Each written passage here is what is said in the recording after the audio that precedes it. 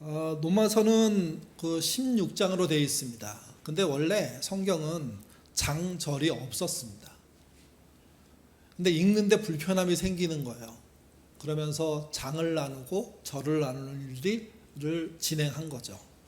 근데 장절이 잘 나눠졌냐? 그렇지는 않습니다. 그래서 그 농담 같은 얘기가 있습니다. 장절을 나누는 사람이 말을 타고 가면서 성경 위에다 줄을 이렇게 그면서 절을 나눴는데 그게 말의 흐름에 따라 잘못된 게 많이 있다. 뭐 이런 식으로 표현합니다. 그래서 앞절로 가야 될 게 뒤에 있고 뒷절에 있어야 될 게 앞에 있는 경우도 종종 나타납니다.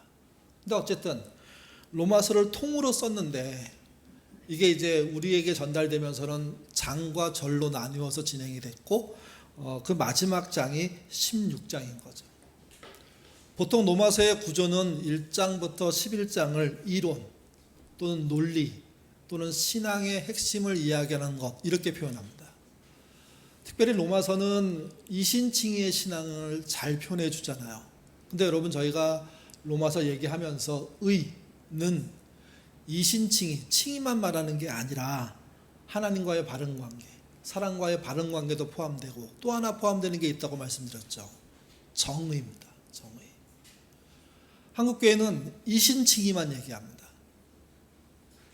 그러니까 믿음으로 구원받는 것만 강조합니다. 근데 그 의란 뜻이 하나님과 사람과의 바른 관계를 이룩하라는 메시지고 동시에 정의로워야 된다는 겁니다. 수단 방법 가리고 아무렇게나 성공해서는 절대로 하나님 나라에 들어갈 수 없다. 그게 성경의 이야기입니다. 그래서 그 의가 무엇인지가 중요하고 그 의에 대한 설명을 1장부터 11장이 예수님이 전한 복음을 중심으로 설명해 나가는 겁니다. 의 다음이 성화고요. 성화 다음이 영화입니다. 그게 11장까지의 내용입니다. 그리고 12장부터 15장은 믿음받은 백성, 구원받은 백성들이 일상에서 어려운 문제들을 어떻게 풀까에 대한 조언들이 들어있습니다. 로마 제국과의 관계, 또 권력을 위임받은 사람들과의 관계, 그리고 그 밖에 사람 사는 세상에서 해야 될 몇 가지 역할들에 대해서 조언합니다. 그리고 마지막으로 16장이 바울의 문안입니다. 편지니까 인사하는 것과 같습니다. 처음 시작할 때는 대단히 짧고 복음을 소개하는 구체적인 내용으로 인사를 했는데 16장에 와보면 굉장히 길고 많은 사람들이 등장하는 방식의 문안을 합니다. 그래서 의견 중에는 이런 의견이 있습니다. 16장은 없어도 되는 거 아니냐. 실제 아주 유명한 신학자 중에 바르트라는 분이 있는데 그분이 쓴 책 중에 가장 유명한 게 로마서 주석이거든요. 근데 그 로마서 주석 16장을 보면요 아주 간단하게 다룹니다. 사람 이름 모두를 생략해 버립니다. 아마도 그리 중요하다고 말할 수 없다라는 마음을 포함하고 있는 것 같습니다. 근데 저는 그렇게 생각하지 않습니다. 또 요즘 그렇게 생각하지 않는 분들이 많이 있습니다. 왜 굳이 그 이름이 들어갔고 그 이름이 갖고 있는 의미는 뭔가를 한번 생각해 봐야 한다는 거죠. 신자가 인생을 통해서 매우 다양한 열매를 맺어야 합니다. 그 중에 두 가지가 중요하다고 생각하는데 하나는 직무와 역할 또는 맡겨진 일에 따른 열매입니다. 여러분 국회의원을 우리가 뽑습니다. 4년 임기죠. 국회의원이 뽑힐 때 저 일 잘하겠습니다 하고 뽑혔습니다. 그러면 국회의원은 어떤 직무를 감당해야 됩니까? 어떤 일을 해내야 됩니까? 국회의원의 가장 큰 목표가 재선이면 저는 문제 있다고 생각합니다. 재선이 아니라 다시 뽑히는 게 아니라 자신에게 입법권이 주어졌는데 법을 만들 수 있는 권한이 주어졌는데 최선을 다해서 국민에게 필요한 법을 만들어내는 겁니다. 거기에 발의자가 돼야 되는 겁니다. 또 좋은 법을 만드는 사람의 그 발의에 참여해야 되는 겁니다. 끊임없이 국민의 삶을 챙길 수 있는 법을 만드는 것, 그리고 그걸 만들기 위해서 대화하고 협력하고 때로는 토론하고 때로는 갈등도 일이지만 그걸 극복해내면서 하나하나 모든 사람이 건강하게 살 수 있는 사회를 만드는 법을 만드는 거죠. 그렇게 산 만약에 기독교인 국회의원이 있다면 그는 하나님께 드릴 합당한 열매를 맺은 국회의원이 되는 겁니다. 근데 재선만을 위해서 누가 우리 당에 힘을 갖고 있나? 누가 공천권을 갖고 있나? 만약 거기에만 혈안이 돼서 쫓아다니고 그 사람의 수발 들다가 4년 임기를 마친다면 그는요 직무유기한 겁니다. 그는 하나님께 드릴 열매가 없는 사람이 되는 겁니다. 국회의원만 그런 게 아닙니다. 뭐 선생님들, 의사들, 그 밖에 전문직들, 또 그 밖에 기업의 회사나 기업을 경영하는 사장이나 대표들, 모든 사람이 갖고 있는 직무에는 그 직무를 통한 열매가 필요하게 돼 있고 그 열매를 맺었을 때 잘했다고 하는 겁니다. 안 맺으면, 엉망으로 만들었으면 그건 잘하지 못한 게 되는 거죠. 그래서 우리가 맺을 열매도 똑같습니다. 작든 크든 내가 맡은 직무와 역할에 따른 열매를 맺으셔야 됩니다. 좋은 열매를 맺으셔야 됩니다. 정의로운 열매를 맺으셔야 됩니다. 두 번째는 사람 열매입니다. 로마서 16장 5절 같이 읽겠습니다. 또 저희 집에 있는 교회에게 문안하라. 내가 사랑하는 에베네도에게 문안하라. 그는 아시아에서 그리스도께 처음 맺은 열매니라. 오늘 설교의 제목을 정한 구절입니다. 첫 번째 맺은 열매. 여기서 아시아는 소아시아, 지금의 터키 동쪽을 말합니다. 그 아시아 지역에서 처음 예수를 믿는 사람이 나왔는데 그분의 이름이 에베네도라고 소개하고 있습니다. 근데 이분을 예수 믿었다, 형제 됐다 이렇게 표현하지 않고 열매라고 표현했습니다. 수많은 노력과 희생을 통해서, 전도자들의 노력과 애씀을 통해서, 공들인 결과를 통해서, 복음을 전한 결과를 통해서 맺혀졌다고 바울은 설명하고 있는 겁니다. 여기서 사람을 열매로 볼 수 있다는 생각을 할 수 있습니다. 어떤 열매가 있는지 16장을 살펴보면 네 부분으로 나눠집니다. 첫 번째가 은혜를 끼친 사람이 열매입니다. 나에게 은혜를 준 사람들 같이 보시죠. 1절, 2절입니다. 읽겠습니다. 내게 갱그리와 구개의 일꾼으로 있는 우리 자매 베베를 너에게 추천하노니 너희는 주 안에서 성도들의 합당한 예절로 그를 영접하고 무엇인지 그에게 소용된 바를 도울주니 이는 그가 여러 사람과 나의 보호자가 되었습니다.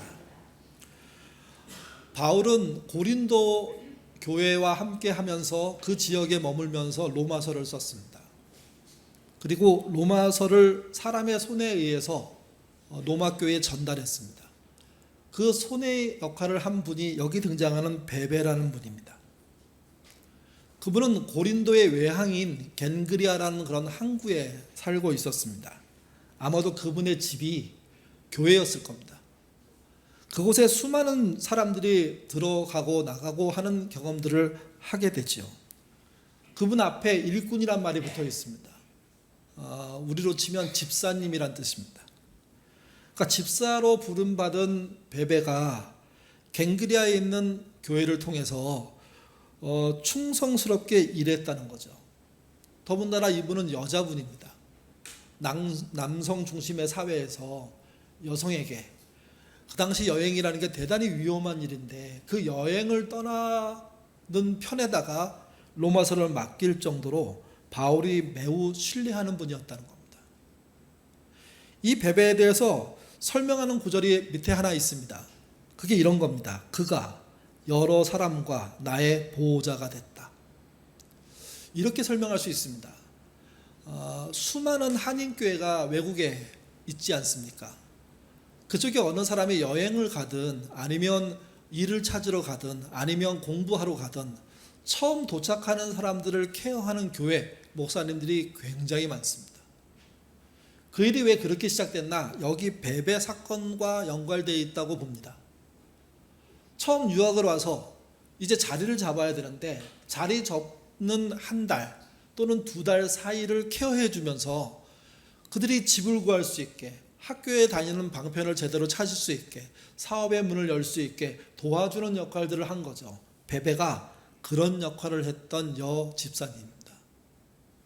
그래서 그분의 도움을 받은 사람이 한둘이 아닙니다.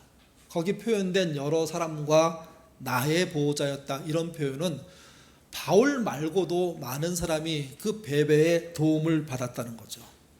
은인입니다. 3, 4절도 같이 읽어보겠습니다. 3, 4절 읽겠습니다.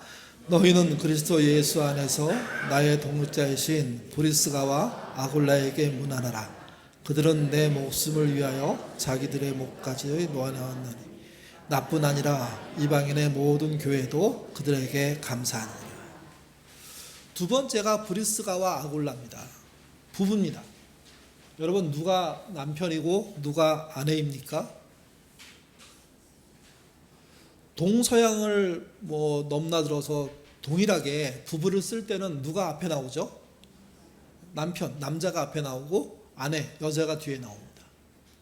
그러면 거기 입장에서 보면 브리스가가, 아굴라가 읽혀지죠. 근데 순서가 뒤바뀌어 있습니다.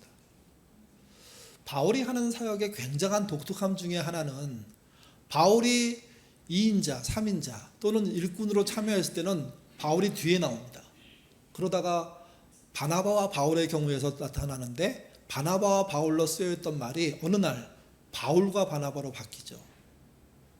그 일의 주도권을 누가 쥐고 있는지를 표현하는 겁니다. 여기서도 똑같이 남편과 아내로 표현되어 있는 상식적인 것을 뒤집어서 아내가 먼저 표현되고 남편이 뒤에 따라오고 있습니다. 이들 부부는 이런 특징을 갖고 있다는 거죠. 그래서 살펴보면 이런 게 있습니다. 브리스가는 로마 귀족 출신입니다.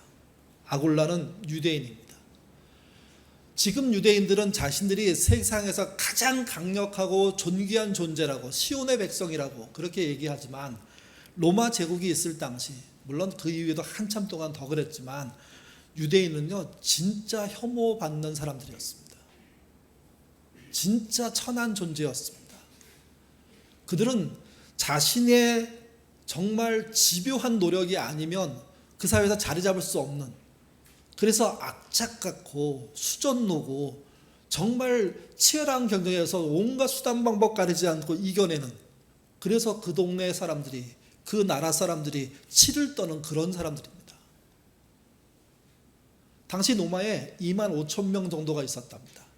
회당으로도 10대 개가 있었답니다. 그들이 회당에 모여서 서로를 존중하고 하나님 백성이라고 얘기하지만, 로마 사회로 돌아가면요 그들은 정말 불편한 사람들입니다. 상대하고 싶지 않은 사람입니다. 근데 로마 귀족인 브리스가가 유대인 남편을 맞이해서 결혼한 겁니다. 로마 사회에서 브리스가의 갖고 있는 신분증 하나로 해결할 일이 엄청 많습니다. 그런 혜택, 그런 일로 통한 그런 결과들이 이 부부에게 일어난 거죠. 그래서 브리스가 그리고 아굴라, 이런 순서로 표현되는 겁니다. 이들은 생업이 뭐였냐면 천막을 만드는 거였습니다. 가죽을 다루는 거였습니다. 여러분, 바울도 천막을 만드는 사람 아니었습니까? 그래서 직업적으로 연관이 있습니다. 또 한 가지는 4절에 보면 그들은 내 목숨을 위하여 자기의 목까지 내놓았다, 이렇게 써 있습니다. 생명의 은이라는 겁니다. 아마도 에베소 교회에서 폭동이 일어났을 때, 에베소에서 폭동이 일어났을 때 이들 부부가 바울을 살려준 생명의 은인으로 보입니다. 바울은 자기가 맺은 사람 열매에 대한 이야기를 하면서 첫 번째 1, 2, 3, 4절을 통해서 입은 은혜부터 얘기하고 있습니다. 나의 보호자가 되준 베베, 그리고 나의 생명의 은인은 브리스가와 아굴라.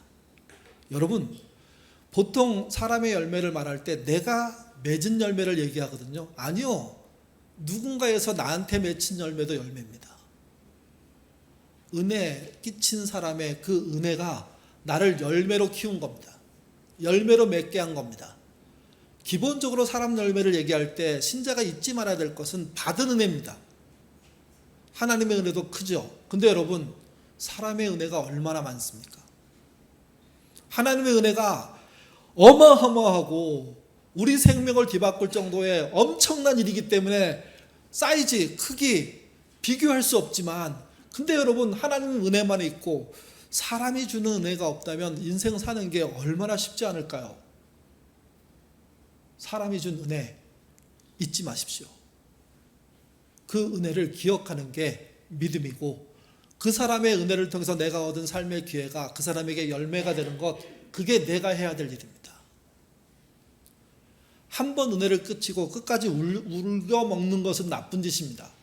그러나 받은 은혜를 잊어버리는 것 또한 나쁜 일입니다.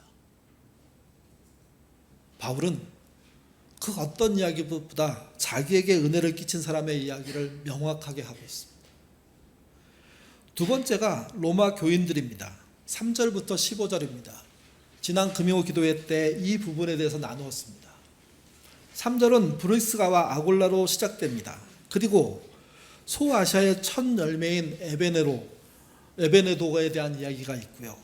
또 로마 교회를 위해서 많이 수고한 마리아, 그리고 바울의 친척이면서 함께 감옥 생활한 안드로니고와 유니아 부부, 그리고 12사도에게 존중받았고 바울보다 먼저 예수를 믿은 암블리아, 동역자 우르바노, 사랑하는 수다고, 그리고 그리스도 안에서 인정받는 아벨레, 헤롯 대왕의 손자인 아리스토블로, 바울의 친척이면서 헤롯 가문에 관련되는 헤로디온, 로마 황제의 비서였던 나기수, 주 안에서 수고한 드루베나와 두루보사 쌍둥이 자매, 주 안에서 많이 수고한 그리고 사랑하는 버시, 구레네 시몬의 아들 루포.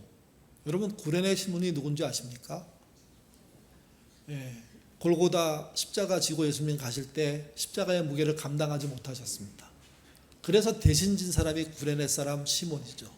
그가 예수를 믿었고 그의 아들 루포의 어머니가 예수를 믿었습니다. 그들이 어디 있냐? 로마에 있는 겁니다. 그리고 해방된 노예들의 이름이 8명 나옵니다. 아순구리도, 블레곤, 허메, 바드로바, 허바, 비롤로고, 율리아, 네레오, 올름바. 발음도 안 됩니다. 왜 이름을 쫙 나열했을까요? 그리고 자기의 관계가 되는 이야기들을 앞에다 조금씩 설명하면서 그것을 나열하고 있을까요? 총 26명입니다. 이들이 바울이 그동안 애써서 살아오면서 맺었던 로마 교회 식구들, 열매가 되는 겁니다. 단순히 안다는 뜻이 아닙니다. 어느 정도의 교제가 있었고 그 다음에 헤어졌고, 그래서 궁금하고 그래서 기도하며 붙잡고 있었던 사람들이 이들이라고 밝혀주고 있는 겁니다. 세 번째는 거리를 둔 사람입니다. 이 부분이 매우 중요합니다.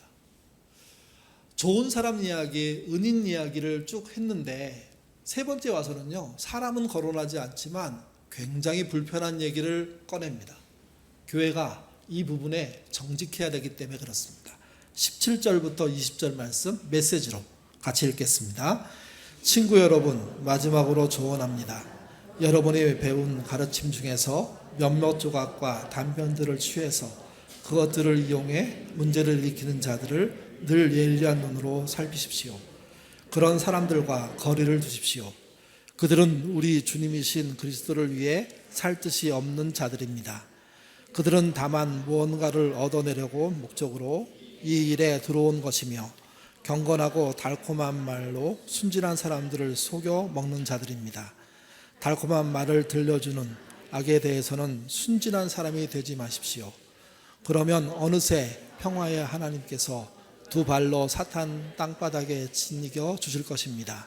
늘 예수께서 주시는 최고의 것을 누리십시오.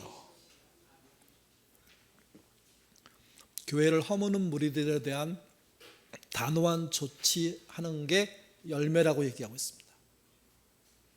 단호한 조치를 하지 못하는 게 열매를 맺지 않는 거라는 겁니다. 교회는 누구나 올 수 있고, 더군다나 가난하고 어려운 사람들, 병자들은 거침없이 아무 문턱도 없이 받아들여야 됩니다. 근데 교회를 회방하는 건 다른 문제입니다. 모두의 교회에 있지만 교회를 해방하는 자들은 거리두기라고 표현한 그 방식으로 교회 바깥으로 내보내야 됩니다. 그러지 않으면 그들은 더 망할 것이기 때문에 그렇습니다. 또 그들로 인해서 교회는 흔들릴 것이기 때문에 그렇습니다.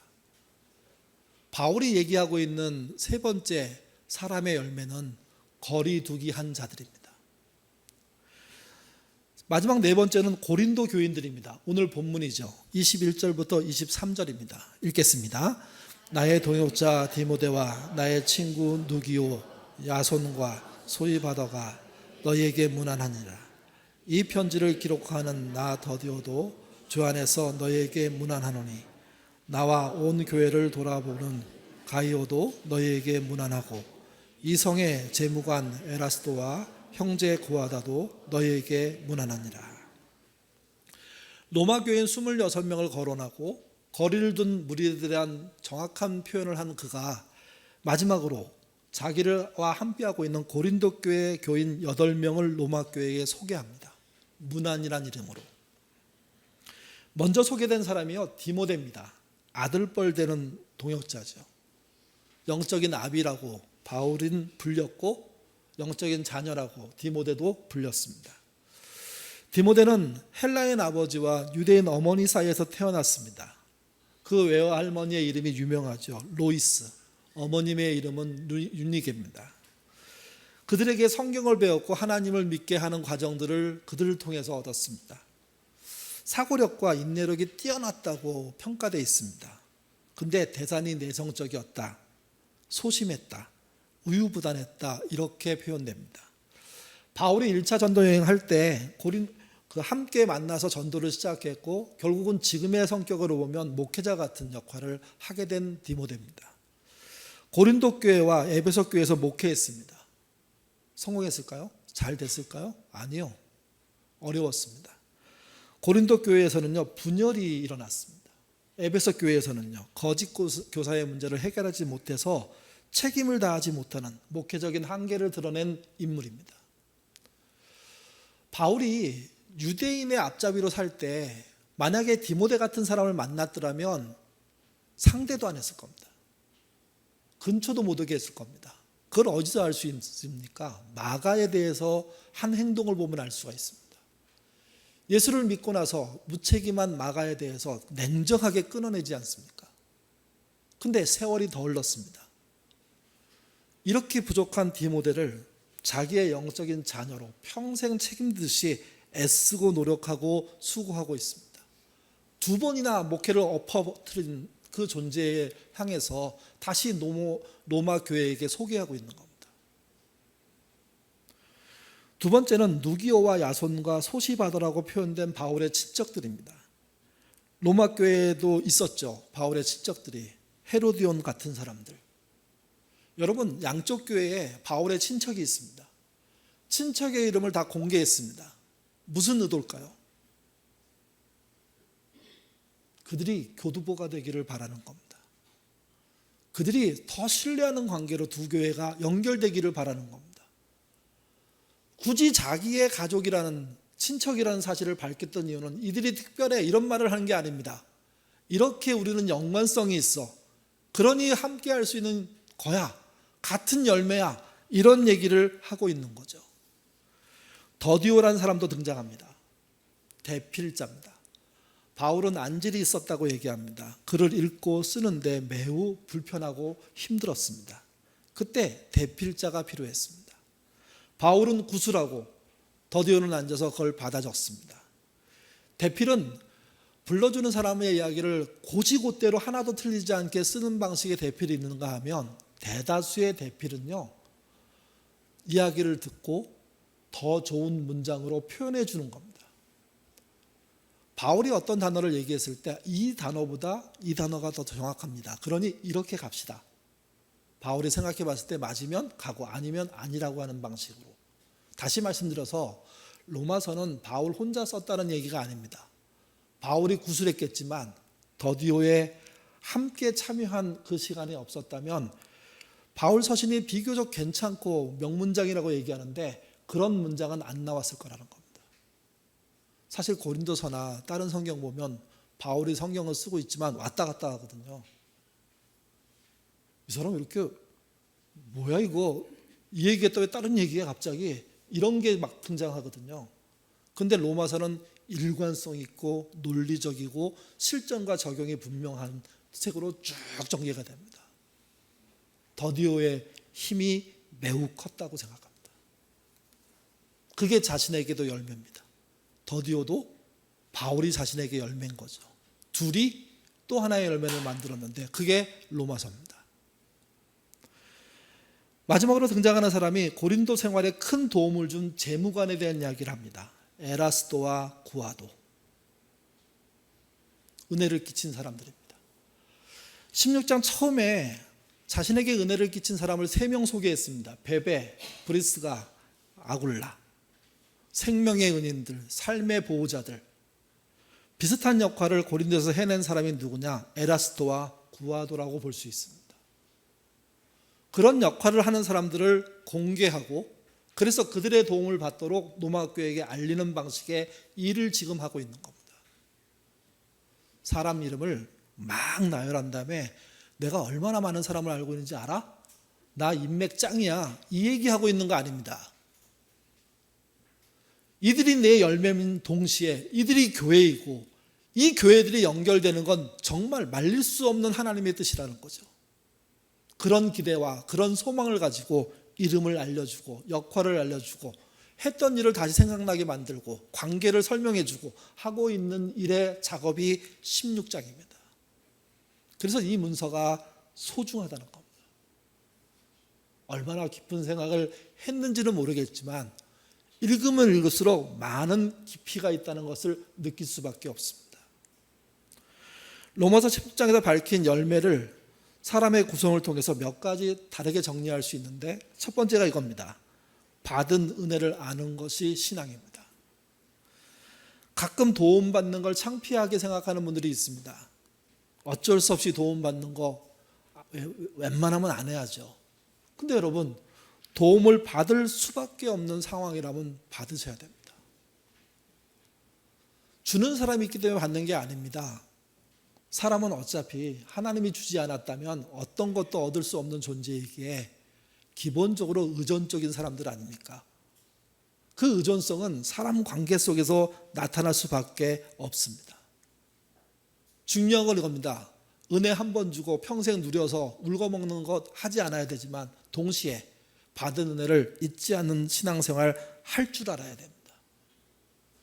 여러분, 다른 사람이 준 은혜를 감사하고, 물론 최선을 다해서 안 받아야 되겠지만 받을 수밖에 없을 때 받았다면 그것이 그로부터 온 은혜라는 사실을 인정할 때 사실은 하나님으로부터 온 그 은혜도 인정할 가능성이 높아집니다. 주변의 사람들로 받은 은혜를 인정하지 않는 자가 하나님이 주신 은혜를 인정할까? 말이 안 된다는 게 성경의 주장입니다. 그래서 은혜 준 자를 기억하십시오. 잊지 마십시오. 다만 은인이고 은혜를 준 사람들이 과거에는 잘했다가 나중에 잘못할 수 있습니다. 나쁜 일에 연루되고 나쁜 일을 실제 행할 수도 있습니다. 한 사람이 양면성을 보여줍니다. 이럴 때 우리는 끄트머리에 나쁜 점만 생각해서 그 사람을 나쁜 사람으로 매도해버립니다. 세상은 그럴 수 있지만 교인들은 그렇게 하시면 안 됩니다. 고마운 것은 고마운 것이고요, 악한 것은 악한 것입니다. 구별하고 나누어 보면서 내가 받은 고마운 일에 대해서 잊지 않는 의리를 지키는 그 신앙인 되셔야 됩니다. 나도 잘못할 수 있습니다. 그럴 때 누군가 내가 잘못한 한 번으로 내 앞에 인생 모두를 엉망으로 만들어 버린다면 안 될 일이라니까요. 거기에 선을 지키고 넘어서지 않는 용기를 갖는 것, 그게 믿음이고 우리가 맺을 열매라는 겁니다. 두 번째는 다양함입니다. 로마교회, 고린도교회 구성원들이 얼마나 다양합니까? 교회가 유대에 있을 때는요, 예루살렘에 있을 때는요, 유대인만 모였습니다. 유대인 위에 다른 사람이 들어오려면 골치 아팠습니다. 실제 유대인들은 별로 반가워하지도 않습니다. 저런 떨거지들이 왜 믿어? 이렇게 생각하는 이유입니다. 교회가 이방으로 나온 다음에 유대인 중심으로 운영할 수가 없었습니다. 물론 로마 교회도 처음엔 유대 교인들의 교회였죠. 이방인들이 들어오면서 그의 영향력들이 확대됩니다. 근데 이 영향력이라는 게 돈, 권력, 크기란 문제가 아니라 다양성으로. 로마의 귀족도 있습니다. 관료도 있습니다. 소아시아 사람도 있습니다. 바울의 친척인 유대인들도 있습니다. 바울보다 예수 먼저 믿은 사람들도 존재합니다. 그리고 노예들도 있고 해방된 노예도 있습니다. 민족적으로는 유대인, 로마인, 다른 이방인들이 뒤섞여 있습니다. 숫자적으로는 26명인데 9명이 여자입니다. 생각해 보십시오. 이 다양성을 그 이야기 속에 구체적으로 확 드러내고 있습니다. 모두를 위한 교회, 하나님이 세우신 교회라는 이야기를 아무 설명 없이 하고 있는 겁니다. 세 번째가 거리두기입니다. 17절부터 20절에 등장하는 느닷없는 거리두기, 이 이야기는 교회를 회방하는 그들을 몰아낸 게 열매라고 얘기하고 있는 겁니다. 지켜낸 것, 이겨낸 것, 극복해낸 것, 헤쳐나간 것, 그래서 다시 하나로 갈 수 있는 길을 만든 것, 이게 신앙이고 이 내용이 중요합니다. 가끔 우리 안에 하나님이 천지를 창조한 거 못 믿겠어요. 예수님이 성육신한 거, 사람이 된 거 못 믿겠어요. 마리아가 성령으로 잉태했다는 게 말이 돼요? 그렇게 말하는 사람들이 있습니다. 여러분, 이건 교회를 회방하는 게 아닙니다. 안 믿어지는 건 용기 내서 고백하고 있는 겁니다.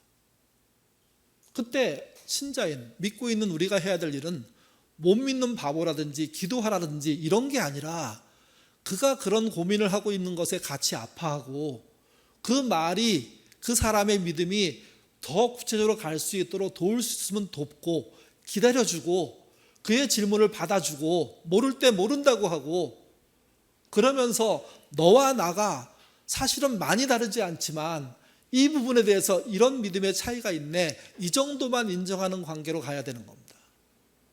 회방은 전혀 다른 문제입니다. 분열은 정말 나쁜 겁니다. 자기식 강요는 하지 않으려는 겁니다. 목사들이 가장 실수하는 게 뭡니까? 내 방식의 믿음만 믿음이라고 얘기하는 거죠. 그래서 이단과 사이비와 함께 할 수 없습니다. 이만희의 신천지와 장길자의 하나님의 교회 근접하지 못하게 해야 됩니다. 정광훈 같은 이상한 목사들이라고 말하는 사이비들 쫓아내야 됩니다. 그들에게 휘말려서 역사를 무너뜨리고 신앙을 무너뜨리고 하나님을 능멸하는 일을 교회가 하면 그건 교회가 아닙니다. 없어져야 될 존재죠. 그들을 정확하게 교회에서 추방시켰던 그 일, 그게 17절부터 20절의 거리두기였습니다.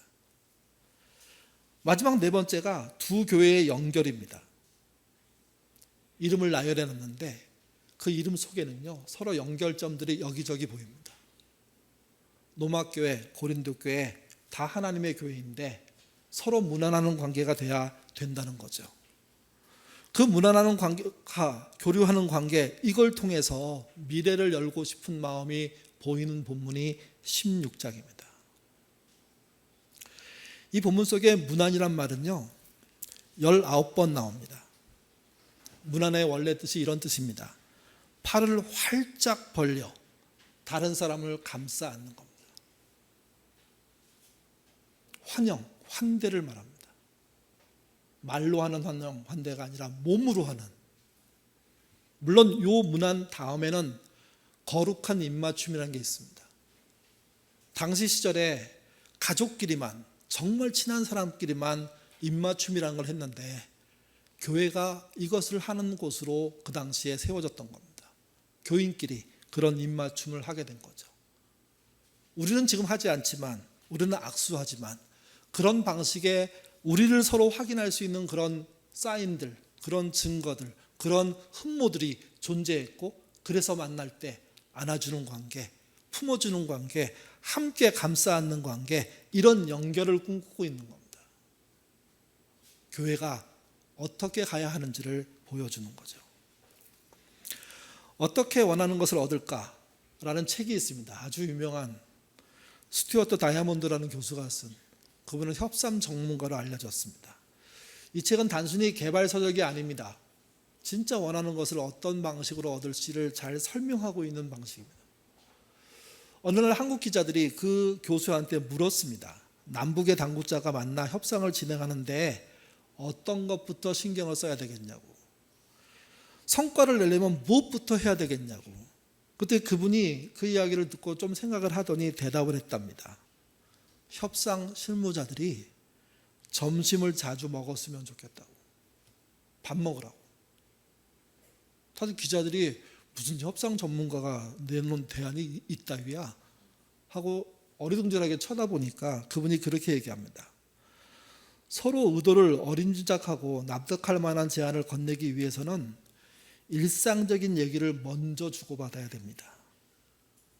스포츠 또는 다른 문화, 책 이야기, 그런 이야기들을 나누면서 그 사람이 좋아하는 화제거리를 쫓아가고 내가 좋아하는 화제거리를 던지면서 서로가 서로에게 알리는 게 필요하다는 거죠. 이 교수는 그렇게 하면서 한 20번쯤 점심을 먹으면 협상은 완전히 달라질 거라고. 남북이 진짜 대화하고 싶고 남북이 진짜 통일을 꿈꾸고 있다면 통일에 대한 거대한 논의는 나중으로 밀어놓고 서로를 알기 위해서 밥 먹는 시간 만들라고, 대화하는 시간 만들라고. 그 집 아이가 우리 아이랑 동갑이네요. 요즘 그 아이는 무슨 생각해요? 우리 아이는 이렇게 지내고 있는데. 이런 얘기하라고. 그런 얘기가 오고 가야 통일에 대한 이야기를 할 수 있다는 겁니다. 무기를 감축하는 이야기를 할 수 있다는 겁니다. 근데 머리를 맞대놓고 국익에 아주 민감한 통일과 무기와 경제와 군사에 대한 이야기를 해버리면 싸울 수밖에 없다는 거죠. 왜? 입장 차이는 이미 확연하게 다릅니다. 서로의 식사를 통한 20번 정도의 만남을 통한 대화가 쌓이면 저 사람 믿을 만한 사람이네 하면서 큰 거를 조금씩 허물 수 있게 된다는 거죠. 김지아는 밥이 하늘입니다 라고 노래했습니다. 같이 읽어보죠. 읽겠습니다. 하늘은 혼자 못 가지듯이 밥은 서로 나눠 먹는 것. 밥은 하늘입니다. 하나님의 별을 물듯이 밥은 여럿이 갈라 먹는 것.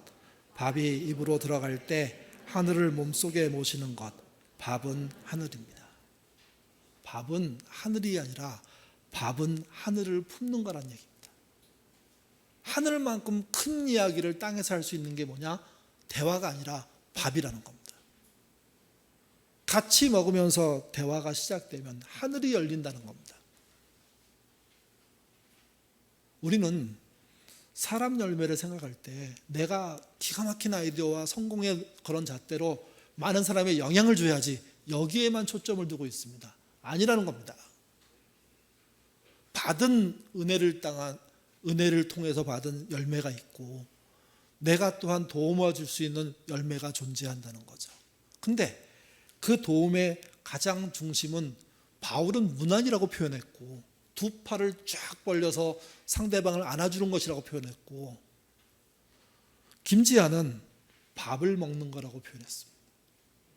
또 스튜어트 다이아몬드 교수도 밥 먹는 거라고 표현했습니다. 그 일만큼 사람의 열매를 맺기 구체적인 방법은 없다고 얘기하는 겁니다. 세상이 그 어느 때보다 어지럽습니다. 대한민국의 역사가 흔들리고 있습니다. 의료가 붕괴되고 있습니다. 나들목의 사무실에 예꿈토의 사무실에 앉아 있으면요 멀리서 앰뷸런스 달리는 소리가 하루에 수십 번 들립니다. 거기에 누가 타고 있을까요? 한 이야기를 들었는데 전라도 저쪽 끝에서 앰뷸런스를 불러가지고 목포 들려서 광주 들려서 대전 들려서 서울에 올라와서 수십 개의 병원을 돌다가 돌아가셨다고.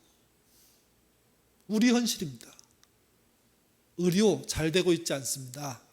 수많은 사람이 응급실 앞에서 그 실어나른 앰뷸런스 안에서 24시간, 36시간, 48시간 기다립니다. 그래도 갈 데가 없답니다. 여러분 생각해 보십시오. 그 엠브라스는 메타기를 꼽는 것처럼 택시처럼 운영되는 겁니다. 저 끝에 어느 섬에서 출발한 그 엠브라스가 서울에 올라와서 며칠씩 기다리면 비용이 얼마일까요? 신속하게 와도 5, 60만 원, 더하면 100만 원, 200만 원 듭니다. 자식들이 어려운 형편에 부모의 위급함을 놓고 살려달라고 지금 매달리고 있는데 살려낼 방법이 없습니다. 남의 문제 같으십니까? 아니요. 지금도 외곽순환도로 그 위에서 달리는 앰뷸런스가 얼마나 많은지 모릅니다. 그런 얘기만 하죠. 길이 막히니까 우리나라 사람들이 의식이 너무 뛰어나서 다 열어준다고. 얼마나 급하면 열어줄까요? 열어줄 수밖에 없는 거고요. 교육이 엉망이 되고 있습니다. 남북대화 그건 꿈도 못 꾸고요. 전쟁 안 일어나면 다행이다. 아니 전쟁을 일어나게 하려는 노력들이 가중되고 있지 않습니까? 기후변화 얼마나 무섭습니까? 지난 한 달 넘게 우리는 매일 열대야를 지냈습니다. 25도 넘은 게 아니라 27도, 28도에 29도에 그 밤들을 보냈습니다. 에어컨이 없으면 살인적인 더위 속에 죽을 수밖에 없는 상황들입니다. 어지러움이 보통 심각하지 않습니다. 이 어지러운 세상에서 신자는 뭘 해야 할까요? 하늘만 올려다봐야 할까요? 아닙니다. 여러분이 사람의 열매를 맺는 구체적인 행동들을 여러분의 일상에서 하셔야 됩니다. 먼저 받은 은혜에 감사하십시오. 사람이 도왔지만 하나님이 하신 것인지 모릅니다. 또 나랑 관련된 사람들을 눈여겨보려고 애쓰십시오. 밥 그냥 먹는 게 아닙니다. 한 끼만 먹어도 우정은 돈독해집니다. 두 끼, 세 끼가 쌓이면 가족보다 가깝게 됩니다. 밥이 아무것도 아닌 것 같지만 아까 말한 다이아몬드 교수는 뭐라고 했냐면 밥이 통일을 만들 거라고. 근데 왜 그 중요한 방식을 안 따르는지 모르겠다고. 김지아는 밥이 하늘이라고 했습니다. 밥을 나눠 먹는 건 하늘을 함께 품는 겁니다. 사람의 열매 그렇게 품어서 맺어지는 겁니다. 그런 분이 한 분, 두 분, 10분, 20분 될 때 그 열매를 받으시는 하나님은 정말 기뻐하실 겁니다. 여러분이 사회적으로 엄청난 부와 능력을 이룬 거 눈에도 안 보실 건데 그러나 사람을 살리기 위해서 애썼던 함께 밥 먹으려고 수고했던 그것만은 진짜 좋아하실 겁니다. 하나님께 올려드릴 수 있는 사람의 열매를 맺는 저와 여러분 되시기를 주님의 이름으로 부탁드립니다. 기도하겠습니다. 무난한다는 한 단어를 놓고 이렇게 길게 얘기했습니다. 그만큼 오묘하고 신비롭습니다. 바울의 전체적인 의도를 파악할 수는 없지만 바울의 의도를 순수하게 좋게 보면서 읽었던 이 여러 번의 말씀은 그야말로 풍요입니다. 풍성입니다. 나가서 전도해서 예수를 믿는 사람을 만드는 것도 중요하겠지만 함께 밥 먹는 사람들이 나의 열매란 사실을 잊지 않고 그 열매를 맺기 위해서 애쓰는 그 노력이 얼마나 소중한지를 배우게 됩니다. 로마교회 26명, 고린도교회 8명, 그리고 베베 한 명 한 명 소개됐을 때 바울은 마음을 다해서 이들이 누구인지를 알리고 싶어 했습니다. 본인이 연합될 때 도움 준 사람들, 로마교회에 많은 정말 각양각상의 다양한 사람들, 고린도교회에 함께하고 있는 그들, 그리고 그가 명확하게 했던 것 중에 하나는 교회를 회방하는 자들에 대한 명확한 태도를 보였다는 것입니다. 교회는 누구나 올 수 있지만 교회를 이용해 먹는 것에 대해서는 단호하게 거절해야 되는 게 교회의 힘이라는 것 보여주었습니다. 우리도 바울이 준 교훈을 더 발전시켜서 더 나은 사람 열매를 생각하는 신자 될 수 있도록 인도하여 주옵소서.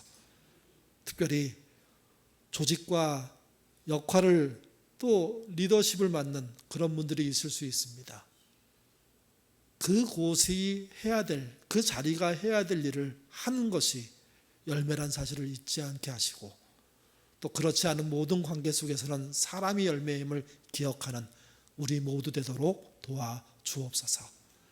예인 가족들이 이런 사람에 대한 이야기를 하게 됨으로 열매가 드러날 것인데, 우리 교회 중에 단 한 명도 거론되지 않는 분이 없는, 모두가 모두를 거론하는, 그래서 모두가 추천하는, 모두가 문안하는 그런 예인교회 되도록 인도하여 주옵소서. 아둘람이 계약합니다. 먼저 아둘람부터 아둘람 식구 모두에게 그들을 향한 따뜻한 사랑과 그들과 함께하는 그런 밥 먹는 신앙, 우리에게 펼쳐질 수 있도록 도와주시옵소서. 밥 많이 먹고 배부르고, 그래서 이야기 나누고, 그래서 이야기 듣고, 아픔을 나누고 함께 울고 함께 웃는 예인 되도록 도와주시옵소서. 감사하며 예수님 이름으로 기도드립니다. 아멘.